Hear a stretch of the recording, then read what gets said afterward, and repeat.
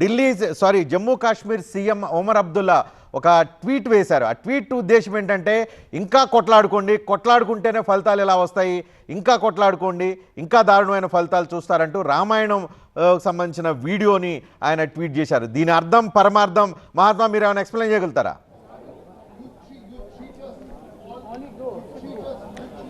అంటే ఇక్కడ పార్టీలైనప్పటికీ కూడా ఇక్కడ విడివిడిగా కాంగ్రెస్ అక్కడ ఆప్ కాంగ్రెస్ ఈ రెండు పార్టీల విభేదాలను దృష్టిలో పెట్టుకుని ఆయన ట్వీట్ చేశారని మనం అర్థం చేసుకోవచ్చు. దీనికంటే ముందు కొద్ది నెలల క్రితం హర్యానా ఎన్నికలు జరిగాయి.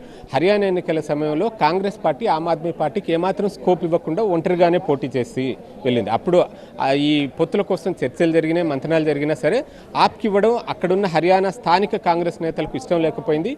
ఆ కారణంగా అక్కడ విడివిడిగా పోటీ చేశారు. ఆ విడివిడిగా పోటీ చేయడం నష్టాన్ని కలిగించి బీజేపీ స్వల్ప తేడాతోటి 0.8% డిఫరెన్స్ తోటే అక్కడ బీజేపీ గెలుపొందింది. ఇప్పుడు ఢిల్లీలో చూసుకున్నా సరే కాంగ్రెస్ ఆప్ విడివిడిగా పోటీ చేయడం అనేది ఆప్ని దెబ్బతీసింది.